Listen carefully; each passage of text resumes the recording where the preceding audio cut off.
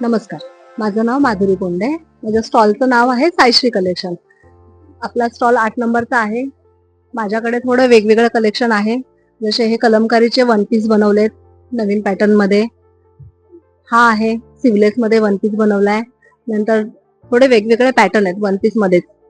त्याच्यानंतर हे cord sets आहेत. आता नवीन आलेत कॉर्ड सेट. कॉर्ड सेट मध्ये हे पॅन्ट असतं, वरती शॉर्ट कुर्ती असतो.